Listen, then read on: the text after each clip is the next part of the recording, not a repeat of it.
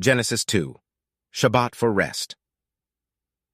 So the heavens and the earth were completed along with their entire array. God completed on the seventh day his work that he made, and he ceased on the seventh day from all his work that he made. Then God blessed the seventh day and sanctified it, for on it he ceased from all his work that God created for the purpose of preparing. Humanity in Gan Eden. These are the genealogical records of the heavens and the earth when they were created, at the time when Adonai Elohim made land and sky. Now no shrub of the field was in the land yet, and no green plants of the field had sprouted yet. For Adonai Elohim had not caused it to rain upon the land, and there was no one to work the ground. But a mist came up from the land and watered the whole surface of the ground.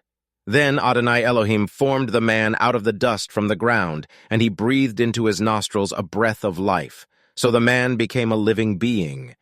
Then Adonai Elohim planted a garden in Eden in the east, and there he put the man whom he had formed. Then Adonai Elohim caused to sprout from the ground every tree that was desirable to look at and good for food. Now the tree of life was in the middle of the garden, and also the tree of knowledge of good and evil. A river flowed out of Eden to water the garden. From there it divided and became 4 riverheads. The name of the first is Pishon, the one that winds around the whole land of the Havilah, where there is gold. The gold of that land is good. Bdellium and lapis lazuli stones are also there. The name of the second river is Gihon. It winds around the whole land of Cush. The name of the third river is Tigris. It runs east of Assyria. And the fourth river is Euphrates. Then Adonai Elohim took the man and gave him rest in the Garden of Eden in order to cultivate and watch over it. Then Adonai Elohim commanded the man, saying, "From all the trees of the garden you are most welcome to eat, but of the tree of the knowledge of good and evil you must not eat, for when you eat from it you most assuredly will die." Then Adonai Elohim said, "It is not good for the man to be alone. Let me make a well-matched helper for him."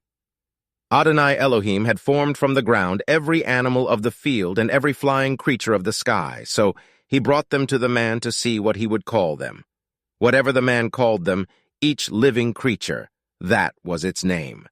So the man gave names to all of the livestock, and to the flying creatures of the sky, and to all the animals of the field. But for the man, he did not find a well-matched helper for him. Adonai Elohim caused a deep sleep to fall on the man, and he slept, and he took one of his ribs and closed up the flesh in its place. Adonai Elohim built the rib, which he had taken from the man, into a woman. Then he brought her to the man. Then the man said, "This one at last is bone of my bones and flesh from my flesh. This one is called woman, for from man was taken this one."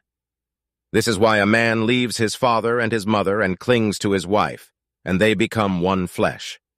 From innocence to shame. Now both of them were naked, the man and his wife, and they were not ashamed.